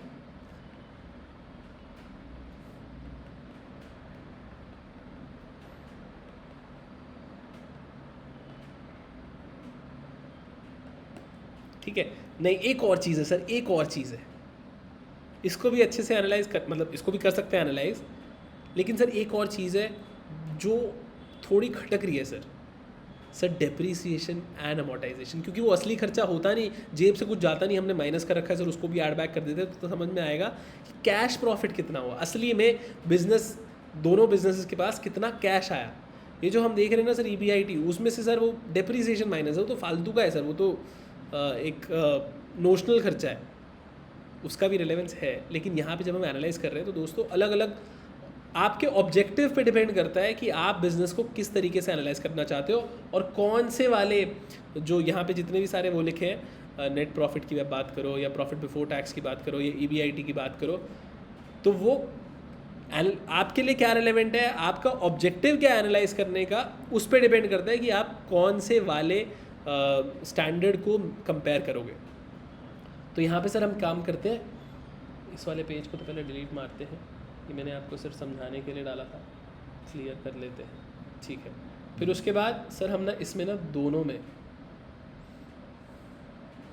डेप्रीसिएशन एंड अमोर्टाइजेशन ऐड कर देते हैं। सर होता क्या है डेप्रीसिएशन एंड अमोर्टाइजेशन, जब आप अपनी प्लांट एंड मशीनरी जो फिक्स्ड एसेट्स में इन्वेस्टमेंट करते हो ना, तो वो आपको P&L में अलाउड नहीं होती, एकदम से अलाउड नहीं होती, वो डेप्रीसिएशन की फॉर्म में, जैसे लेट्स से अगर आपने 100 करोड़ में से 80 करोड़ रुपए आपने प्लांट एंड मशीनरी और ये जितनी भी हमने बातें करी थी लैंड्स वगैरह उसमें लगाई है, तो वो आपको डेप्रीसिएशन के थ्रू, यानी कि बहुत लेट्स से कि 10 साल के अंदर आप उसके खर्चे को माइनस कर पाओगे 8 करोड़। 80 करोड़ को अगर 10 साल में बांटेंगे तो ऐसे 8, तो इस तरीके से आप डेप्रीसिएशन पता है आपको, मैं क्यों मज़े ले रहा हूँ आपके। तो डेप्रीसिएशन जो लगता है वो टैंजिबल एसेट्स पे लगता है, और अमोर्टाइजेशन जो लगता है वो इनटैंजिबल यानी कि गुडविल पे लगता है। तो ये भी हम ऐड कर देंगे सर।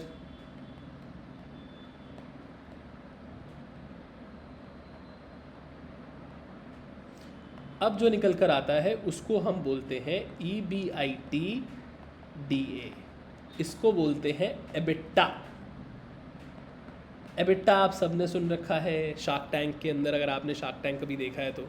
और ये होता है कि आपके जो बिज़नेस है, जो आपका जूते बनाने का बिज़नेस है, इर्रेस्पेक्टिव कि आपका क्या कैपिटल स्ट्रक्चर है, आपके ऊपर क्या टैक्स लगता है, जूते को बनाना, उसको सेल करना, उस काम में कितना प्रॉफिट हो रहा है या नहीं हो रहा, उसके बारे में हम देखते हैं एबिटा के अंदर। अगर यही पॉजिटिव नहीं है तो हम बाद में इसके बाद मैं आपको इसको उल्टे तरीके से दिखाऊं। एबिटा, इसमें अगर आप डेप्रिसिएशन एंड अमोर्टाइजेशन ऐड कर दोगे तो किस पे पहुंचोगे सर? EBIT पे पहुंच जाएंगे, जो कि ऑपरेटिंग प्रॉफिट है। अगर इसमें हम ऐड कर देंगे टैक्स और इंटरेस्ट तो हम पहुंच जाएंगे हम अगर इसमें सिर्फ इंटरेस्ट ऐड करते हैं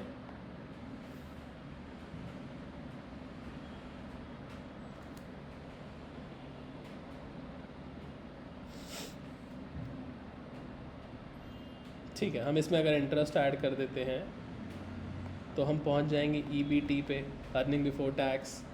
अब इसमें हम टैक्स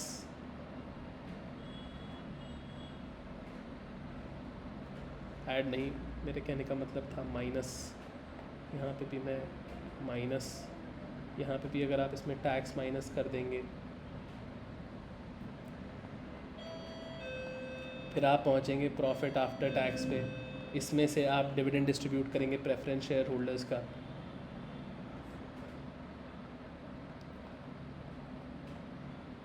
उसके बाद जो आएगा वो होगा earning available for equity share holders.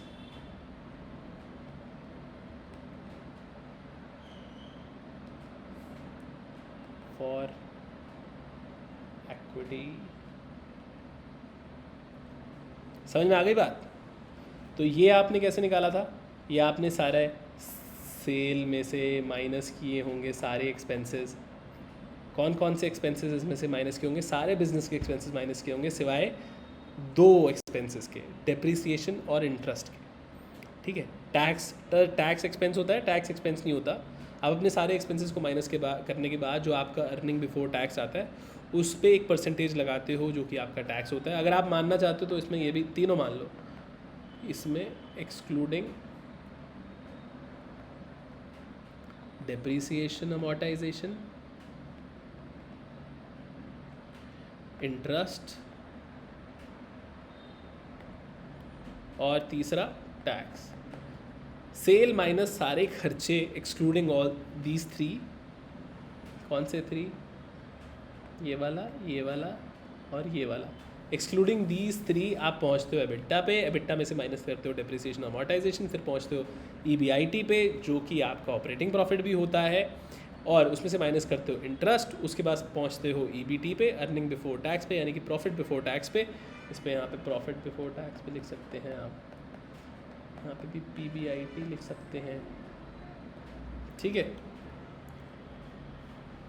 ये प्रॉफिट आफ्टर टैक्स हो गया आपका, प्रॉफिट आफ्टर टैक्स। फिर उसमें से प्रेफरेंस शेयर का डिविडेंड दो, इक्विटी का डिविडेंड दो, जो आपके पास earning available for equity shareholder आ गई। उसके बाद आपको डिसाइड करना है दो चीज़ें, कितना डिविडेंड देना है और कितना रिटेन करना है। ठीक है, ये आपका बिजनेस का एनालिसिस होता है। अब आप किस तरीके से सोचिए कि आप दो ऐसे बिजनेसेस को कंपेयर कर रहे हो जहाँ पे डिप्रिसिएशन का बहुत रेलेवेंस है, तो आप कहोगे सर मुझे जो है एबिटा नहीं एबिट देखना है, क्योंकि मेरे को फ़र्क पड़ता है कि डेप्रिसिएशन और अमोर्टाइजेशन कितना है। अगर दो बहुत ऐसे बिजनेस है जिनके अंदर बहुत ज़्यादा कैपिटल लगता है, और कैपिटल ऐसा नहीं कि एक बार लगा ख़त्म हो गया, वो बार बार लगेगा। ठीक है, तो आप सोचते हो कि नहीं सर मुझे एबिट देखना है, मुझे एबिटा से लेना देना नहीं है। ठीक है, इंटरेस्ट का देखो, आपको है कि सर मेरा भी जो है सेम कैपिटल स्ट्रक्चर में रखूँगा तो मुझे इंटरेस्ट भी देखना है, तो आपको कि भाई ईबीटी। लेकिन अगर आप सोचिए कि आप इस तरीके के, आप कोई बिजनेस खरीदने जाते हो और आप कहते हो कि भाई जितने भी लेंडर्स हैं मैं सबके पैसे पे ऑफ करके पूरा का पूरा इक्विटी रख दूंगा अपने पास, तो मुझे बताओ बिज़नेस में कितना बेनिफिट हो रहा है, बिज़नेस में कितना पैसे कमा रहे हैं हम, ये छोड़ो ये इंटरेस्ट वगैरह की बातें, ठीक है। तो आप मुझे पूरा बताओ अल्टीमेटली मुझे मिलेगा कितना। तो आप जानना चाहते हो कि सर EBIT बताओ, इंटरेस्ट का खर्चा माइनस करके मत बताओ, क्योंकि मैं जब बिज़नेस खरीदूंगा तो मैं डेट रखूंगा ही नहीं, करेक्ट। तो इसलिए इन तीनों चीज़ों की रेलेवेंस हट जाती है जब आपके डिसीजन मेकिंग के हिसाब से आपका जो ऑब्जेक्टिव है उसके हिसाब से आपको क्या मेजर करना है वो आपको देखना होगा, और उस हिसाब से इन सब चीज़ों की रेलेवेंस देखनी होगी, ठीक है। तो ऐसे किया जाता है बड़े बड़े बिजनेसेस को एनालाइज। ये थोड़ा क्लियर नहीं है, कोई बात नहीं, मैं आपको समझाने के लिए ही कर रहा था, ठीक है। आप यहाँ से देखो, ये जो था सबसे पहले हमने इसकी बात करी थी, ये तो काफ़ी फिर भी मैंने अच्छे से चार्ट बनाया, ठीक है, ये नोट कर लिया आपने। ऑपरेटिंग प्रॉफिट में जब हम डिप्रिसिएशन अमोर्टाइजेशन ऐड करते हैं तो एबिटा पे पहुँचते हैं, ठीक है। मेन बिजनेस कितना पैसे कमा रहा है, कैश वाला प्रॉफिट कितना हो रहा है, इसको कैश प्रॉफिट भी बोल सकते हो आप एबिटा को। तो शार्क टैंक में जब आप जाते हो तो वहाँ पे पूछा जाता है कि एबिटा कितना हो रहा है भाई ये बता, तो उसका रेलेवेंस यही कि मेन जो बिज़नेस है जो लेना देना कर रहा है, शूज़ बना के जो बेच रहा है, उसके कितने पैसे, उसके पैसे बन रहे नहीं बन रहे, ये नीचे की जो बातें हैं वो तो बात की हैं, करेक्ट। चलो आगे बढ़ते हैं।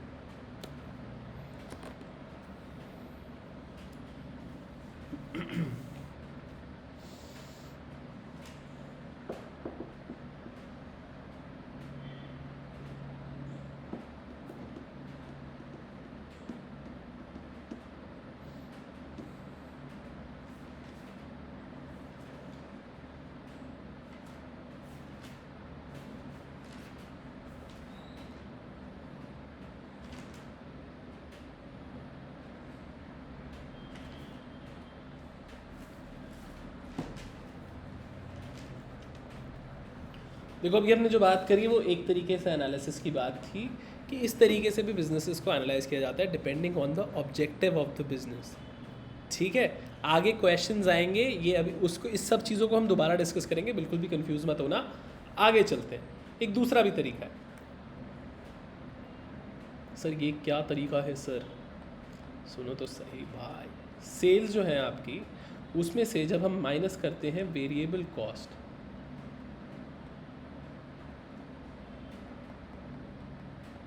उसके बाद हम पहुंचते हैं कंट्रीब्यूशन पे। अब इस कंट्रीब्यूशन का क्या मतलब है?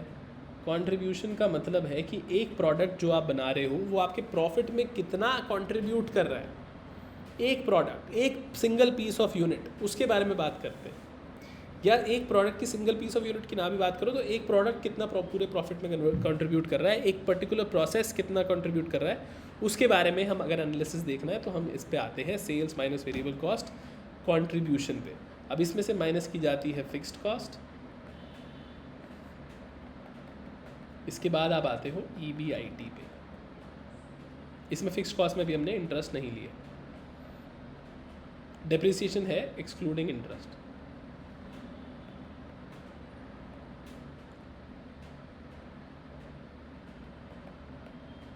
करेक्ट। अब इसका क्या रिलेवेंस है मैं आपको बताता हूँ।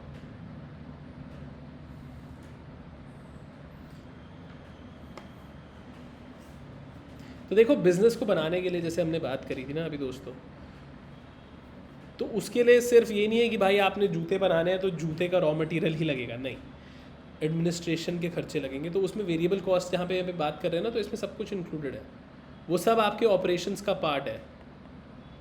ऑफिस रन करना, बिजली का खर्चा आएगा, ठीक है, सेल्स का खर्चा आएगा, वो सब आपके ऑपरेशंस का ही पार्ट है। जूते का बेचना, जूते का बनना बेचना सब कुछ जो है वो पूरा आपका एक ऑपरेशन का पार्ट है, इसलिए उस पूरे को कंसिडर किया जाता है, ठीक है। अब आप समझो इसकी रेलेवेंस क्या है। लेट्स से एक बिज़नेस की हम बात करते हैं जिसकी सेल है 100 करोड़, वेरिएबल कॉस्ट है 50 करोड़, और फिर उसके बाद कंट्रीब्यूशन आ गया कितना, 50।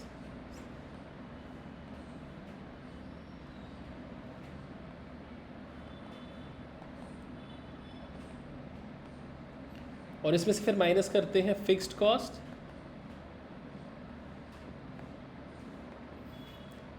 लेट्स से माइनस कर दी 40, तो ये हो गया 10। अब ये आपके पूरी फैक्ट्री का प्रोसेस है, पूरी फैक्ट्री का जो हिसाब किताब है।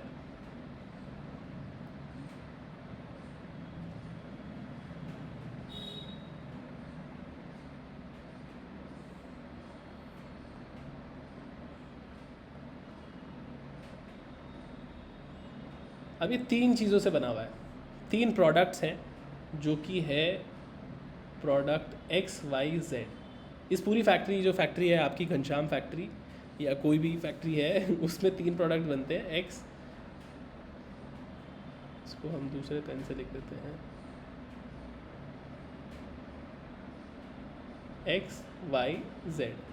आप सोचिए कि इसकी सेल है 30, इसकी सेल है 20 और इसकी सेल है 50, ठीक है। अब वेरिएबल कॉस्ट की बात करें तो सब में इसमें लगती है वेरिएबल कॉस्ट 15, इसमें 20 ही लगती है और इसमें लगती है 15।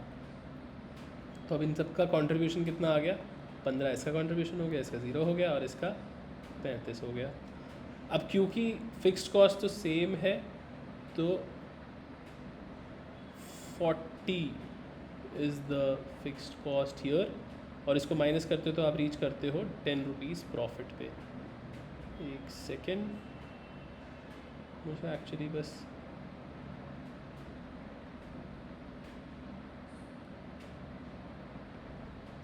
ये लाइन जो है मुझे यहाँ तक ड्रॉ करनी है, ठीक है।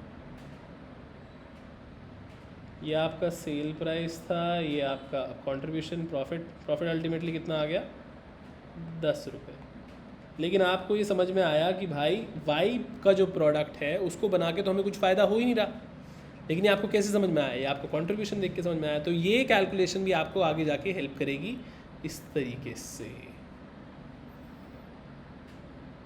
करेक्ट। तो अगर आप एक बिज़नेस रन कर रहे हो तो सोचो, आपके पास अगर 100 करोड़ रुपए हैं तो वाई को बनाने में भी आपके पैसे तो लग ही रहे ना, वर्किंग कैपिटल में पैसे जा रहा होगा, तो आप वाई को बनाओगे नहीं बनाओगे, नहीं बनाओगे, करेक्ट। और वो आपने कैसे देखा, इस वाली कैलकुलेशन के हिसाब से देखा, ठीक। अगर आपको नोट करना है तो नोट कर लो, और मैंने जो वाई को हाईलाइट किया है उस चक्कर में 20 मिट गया, ठीक है, ओके, ठीक है, जल्दी से नोट कर लो और हम आगे बढ़ते हैं।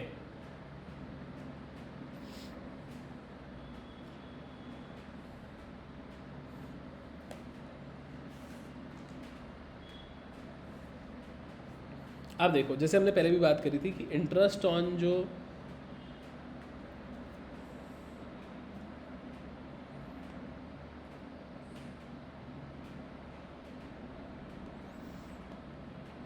Interest on debt is a tax deductible expense. इस बात का क्या मतलब है, it is a charge against profit.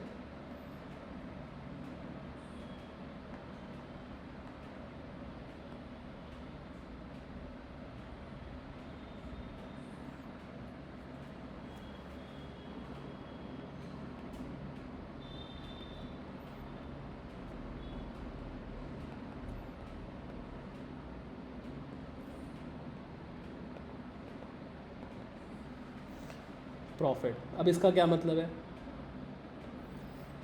अभी समझते हैं। ये देखो, अभी हम एक चार्ट बनाएंगे, आपको फटाक से समझ में आ जाएगा।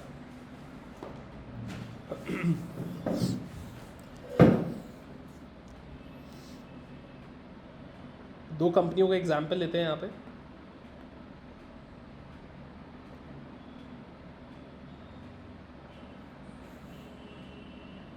ठीक है, कंपनी ए, कंपनी बी, करेक्ट। अब लेट्स से दोनों के पीबीआईटी की बात करते हैं।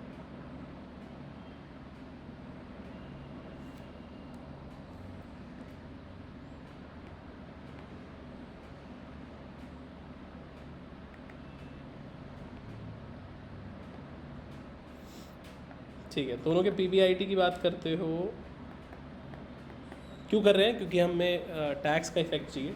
लेट्स से दोनों का पीबीआईटी आया 500 इसका भी 500।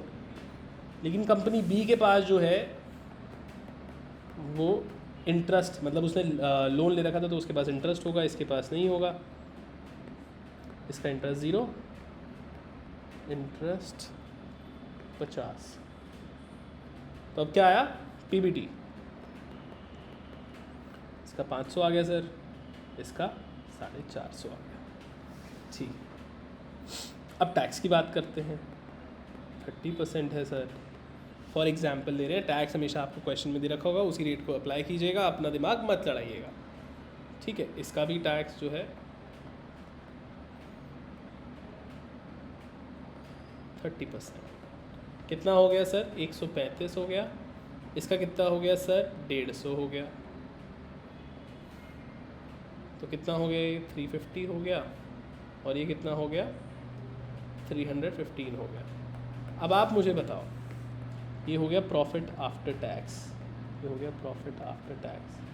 अब एक चीज़ बताओ, यहाँ पे एक बात और निकल के आती है कि हमने जो पहला डिस्कस किया था कि ये सब हटाना क्यों ज़रूरी होता है, हमें प्रॉफिट पीबीआईटी एनालाइज करना क्यों ज़रूरी होता है, क्योंकि कैपिटल स्ट्रक्चर कुछ भी हो सकता है। अब आप देखो, इंटरेस्ट यहाँ पे जो इंक्रीज़ हुआ है खर्चा, वो 50 रुपये से हुआ है, ठीक है, लेकिन इसके अंदर जो डिफरेंस आ रहा है वो सर 35 का डिफरेंस है।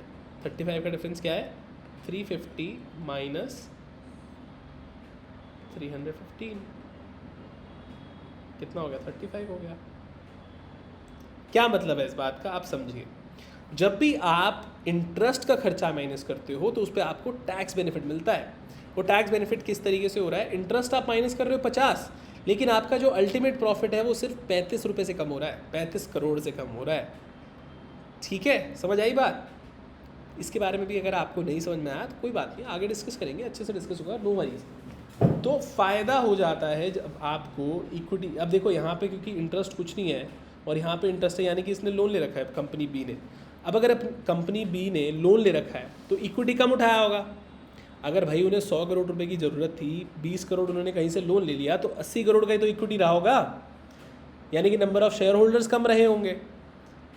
ठीक है, तो यानी कि उसके जो नंबर ऑफ़ शेयर होल्डर्स कम रहे होंगे तो यही प्रॉफिट ज़्यादा शेयर होल्डर्स में बटा होगा। लेट्स से ये 100 शेयर होल्डर्स में बटा है तो ये 80 शेयर होल्डर्स में बटा है। आप इसको जब डिवाइड करते हो तो कंपनी ए का ईपीएस, अर्निंग पर शेयर भी कम आएगा कंपनी बी से, यानी कि डेट से फ़ायदा होता है।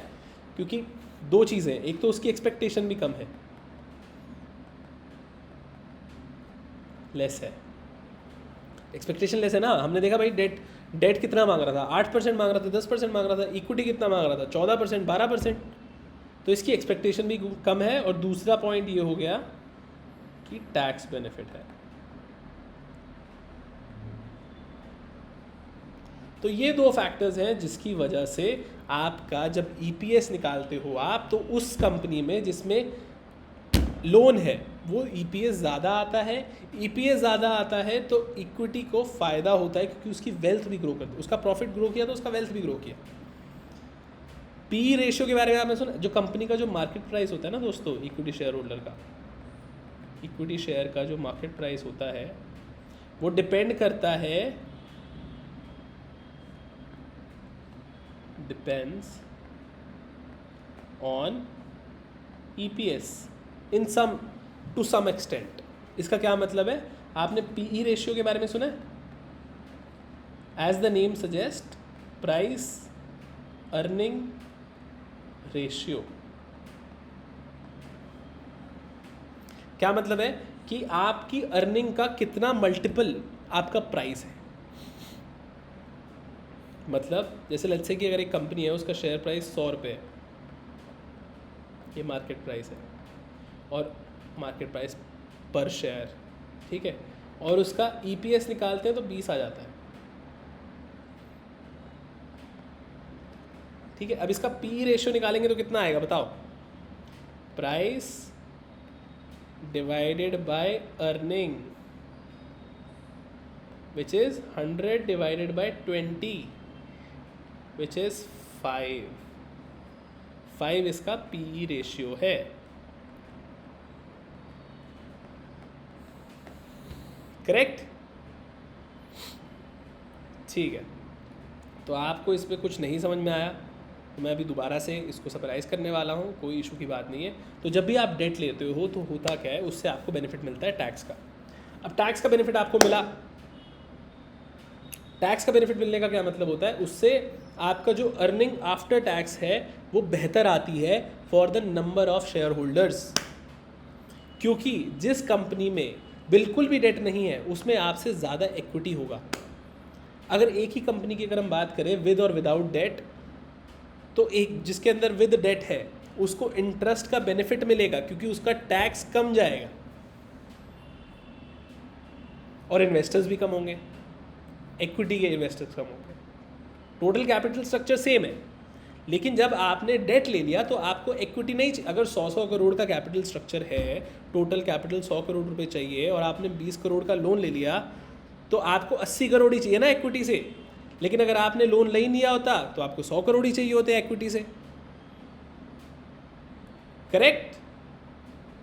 ठीक है, कोई बात नहीं, अगर नहीं भी समझ में आया तो इसको आगे जाके डिस्कस करेंगे, कोई इशू नहीं है, बिल्कुल भी टेंशन लेने की ज़रूरत नहीं है। चलिए आगे बढ़ते हैं। ठीक है, इसको मैं आपको दिखा भी देता हूँ। लेट्स से 2 कंपनियां हैं जिनका कैपिटल स्ट्रक्चर अलग अलग है लेकिन कैपिटल रिक्वायरमेंट सेम है। ए है जिसमें पूरा का पूरा इक्विटी जो है कैपिटल है जो कि हो सकता है 100 करोड़ का है, और यहाँ पे तो आप मानो कि 10 रुपये का एक शेयर है तो टोटल शेयर्स कितने हो गए, नंबर ऑफ शेयर्स 10 करोड़ हो गए।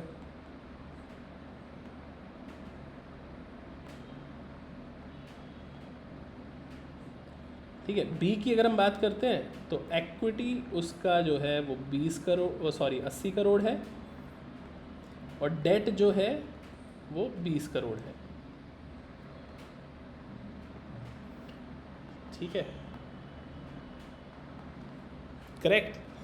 अब आगे बढ़ते हैं। इसके नंबर ऑफ शेयर्स कितने हो गए, 8 करोड़।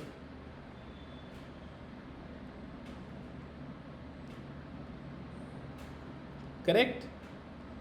अभी हमने जो बात करी थी यहाँ पे, ये देखिए कंपनी ए की जब हम बात करते हैं जिसका प्रॉफिट 350 करोड़ रुपए आया है। ठीक है, प्रॉफिट कितना आया, earning available for equity share holders कितना आया,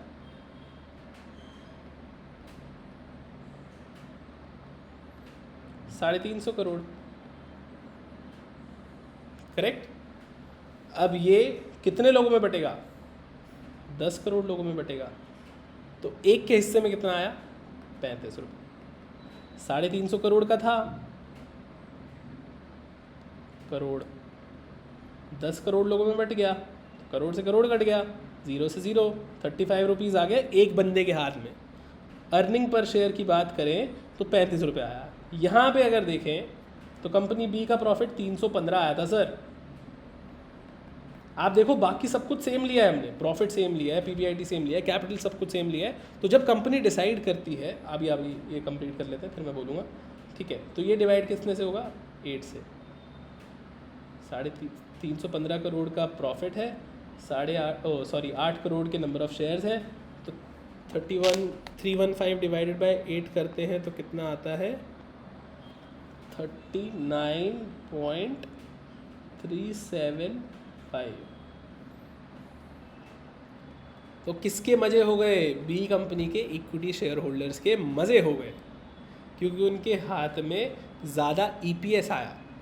अब आपने इन्वेस्ट क्यों किया था कि अर्निंग, जो कंपनी ज़्यादा अर्न कर रही होगी अपने शेयर होल्डर्स के लिए, अगर मेरे पास कोई एक ऐसा इंस्ट्रूमेंट है जो मुझे ज़्यादा फ़ायदा देगा, उसकी वैल्यू भी ज़्यादा होगी।